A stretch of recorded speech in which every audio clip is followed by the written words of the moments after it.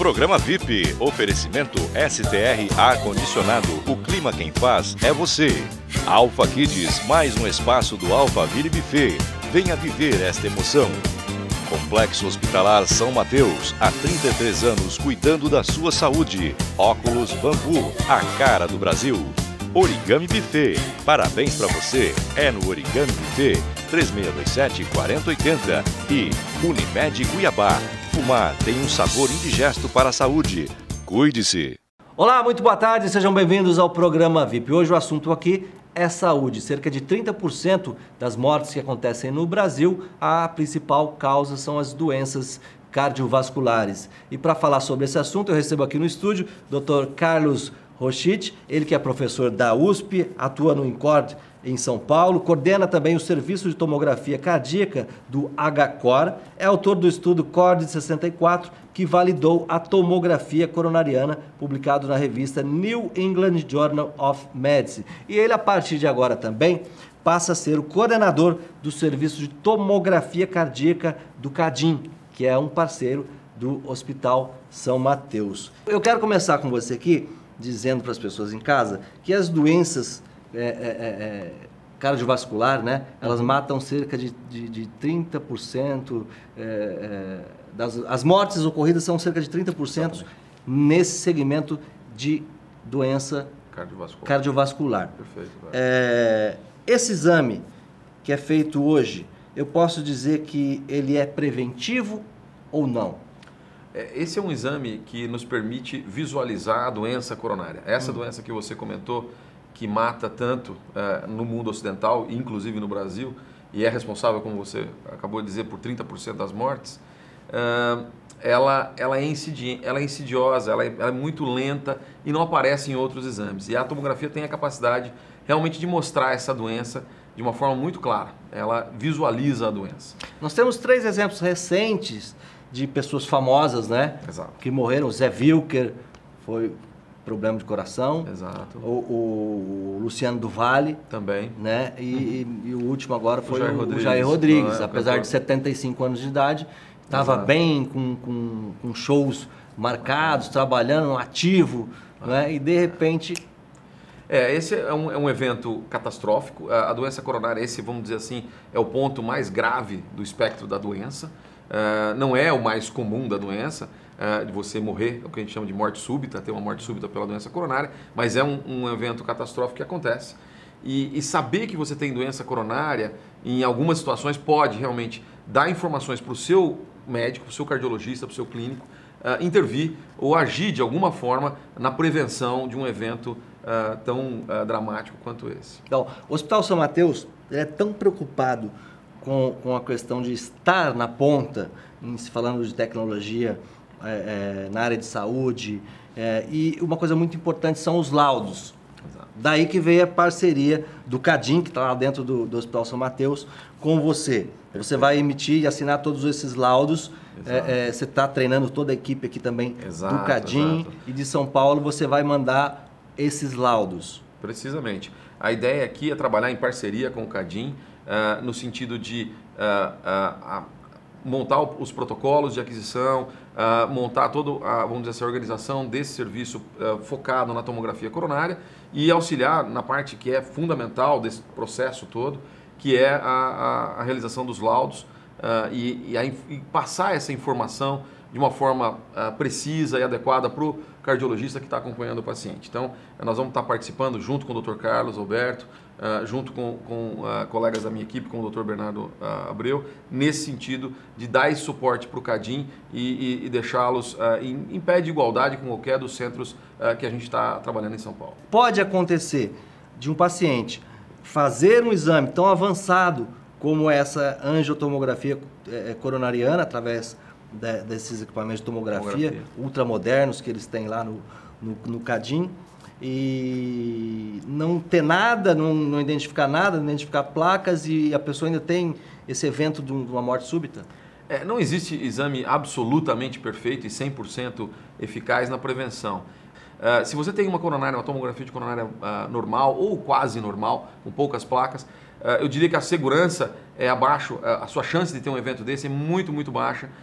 E a chance de você ter um evento cardíaco qualquer vai ser abaixo de 5%, abaixo de 1%. Eu diria... Você pode até sofrer um infarto, mas não aquele fulminante. Seria muito raro, exatamente, ter o fulminante. E mesmo o infarto seria um evento muito inesperado. Pode acontecer? Pode. Por que isso pode acontecer, Eduardo? Acho que vale a pena os ouvintes entenderem isso. A doença coronária, ela, ao mesmo tempo que ela é uma evolução progressiva e longa, crônica, de uma obstrução desses vasos que levam o sangue para o músculo cardíaco, ela pode ter uma mudança aguda rápida, dinâmica, que a gente chama, que é uma estabilização, que a gente chama dessa placa. Ou seja, eu tenho lá uma plaquinha que vai se acumulando ao longo de décadas, mas em algum momento ela pode inflamar. E nessa inflamação ela se rompe e faz um coágulo de sangue em cima. Então, na verdade, aquela placa que era pequenininha, ela obstrui a luz por causa de uma coagulação de sangue associada. Então, e isso acontece em minutos. Isso é rápido. Ele está falando da luz porque o exame, eu já fiz esse exame, é aplicado um contraste, Exato. É um exame feito, inclusive, com acompanhamento de um anestesista. Perfeito. Né? A luz mostra a artéria e lá você sabe se tem uma partezinha lá que não tem a luz, aquela parte Exato. Branca. Exato. Então você identifica. Exatamente. A luz é onde o sangue está passando, né? Se a gente tivesse o nosso caninho do nosso chuveiro de tomar banho, é onde eu estou ali vendo onde a água está passando. E se essa obstrução chegar a uma tamanha quantidade de obstrução que impeça de passar água, esse é o momento em que o músculo que depende dessa água, que é o sangue que está passando ali, vai sofrer e vai ter um infarto, vai ter as complicações. Então, a doença ela acontece na parede do vaso. Então, a doença é na parede do nosso caninho, né? Mas a consequência é se eu realmente causar uma obstrução ou uma redução muito importante da quantidade de sangue que passa por ali.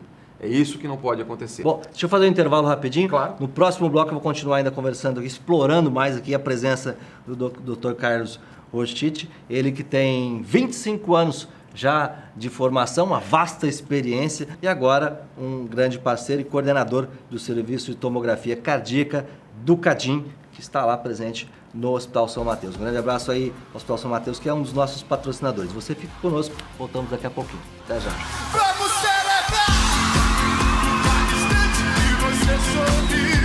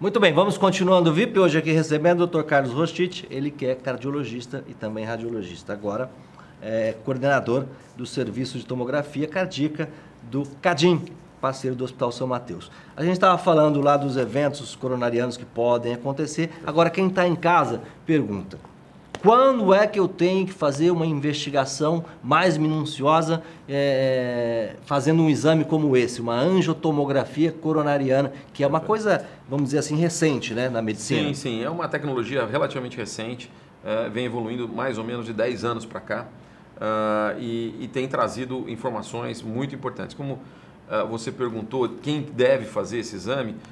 Uma parte dessas respostas ainda não estão totalmente definidas, porque o acúmulo de informações, de conhecimento científico sobre esse tipo de exame demora e muitos anos para...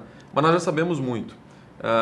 Um dos grupos que precisa e deveria fazer esse tipo de exame, hoje funciona muito bem para isso, são os pacientes que têm uma chance de ter doença coronária alta, especialmente aqueles que fizeram já outros exames e que tiveram um exame duvidoso ou inconclusivo, seja o teste ergométrico da esteira, seja a cintilografia miocárdica, que é já antiga na prática cardiológica.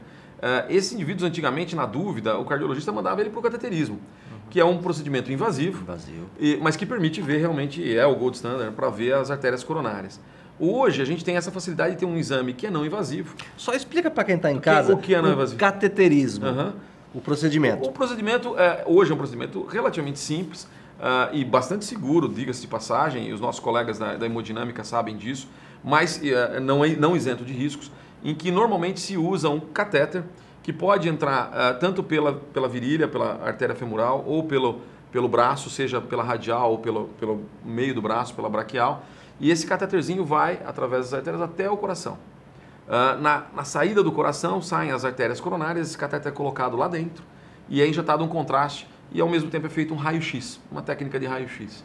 E com isso você vê, então, as coronárias com a injeção seletiva, que a gente chama de contraste. Mas então eu aqui como leigo que sou, vou dizer para você, depois da angiotomografia coronariana, ninguém pede um cateterismo. Na verdade, nas situações em que você pode utilizar a tomografia, como eu estava comentando, como por exemplo, nesse caso que eu comentei de exames duvidosos, se você tiver uma tomografia normal, realmente não vai ser mais necessário fazer o cateterismo naquele indivíduo. Então isso foi uma grande evolução e é um dos grupos que mais se beneficia de fazer a tomografia, porque você evita um procedimento invasivo. Porque é claro que, como eu comentei, existe um corte, né? Existe um procedimento invasivo para entrar o catéter, e no trajeto desse catéter, inclusive na coronária, existe risco de lesão do vaso. Sim.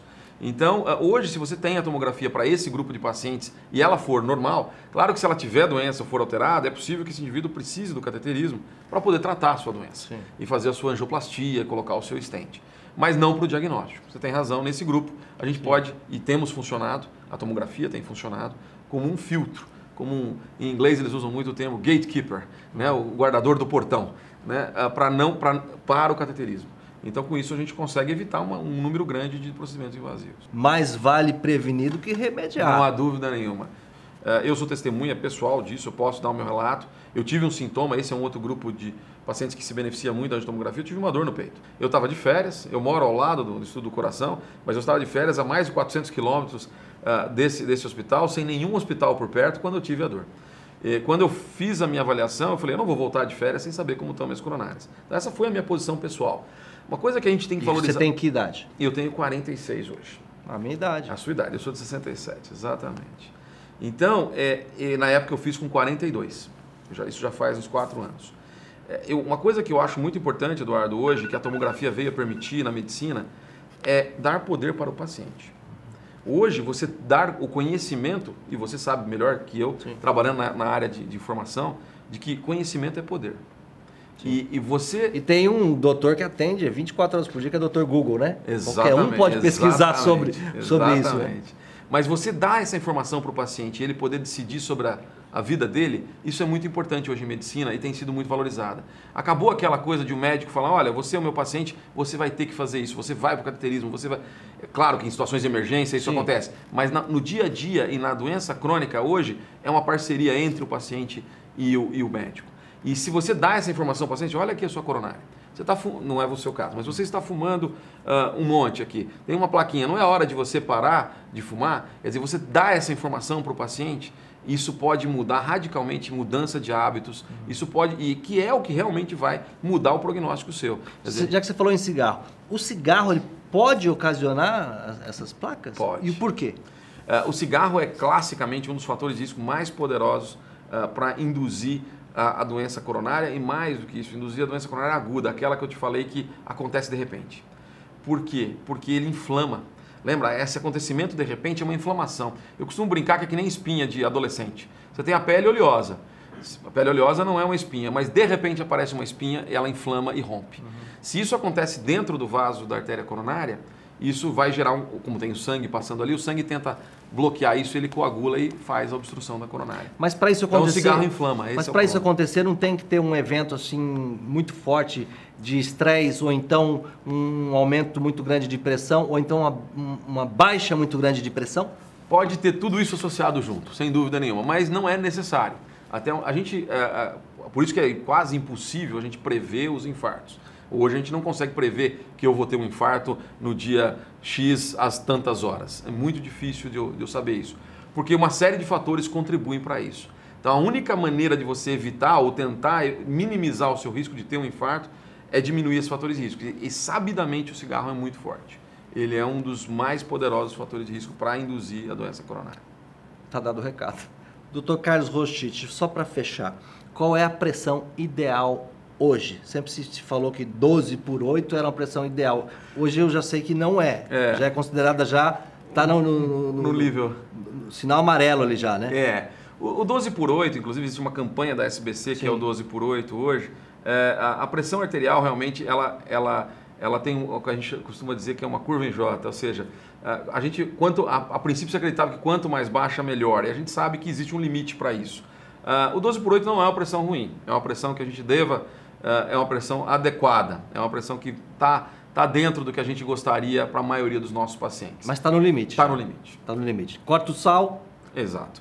O sal, atividade física. E atividade física, isso pode. Mas lembrar que a hipertensão é uma doença que tem outros fatores genéticos envolvidos. Então, os hipertensos essenciais, que a gente chama, vão ter pressão alta, mesmo fazendo exercício e cortando sal. E vão precisar necessariamente de um tratamento com remédios. E é realmente também, acho que é importante você ter comentado isso, um dos fatores de risco mais prevalentes, né? É o que está, talvez, a maior prevalência que a gente chama, quer dizer, o maior percentual de pessoas que tem, é um grande número de pessoas que tem pressão arterial na população.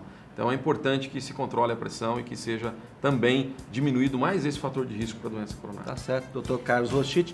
Obrigado. Eu que agradeço, Eduardo. Espero que nossas esposas não fiquem viúvas. Se Deus quiser. Você de casa, obrigado pela audiência. Até o próximo programa. Tchau. Programa VIP. Oferecimento STR Ar-Condicionado. O clima quem faz é você.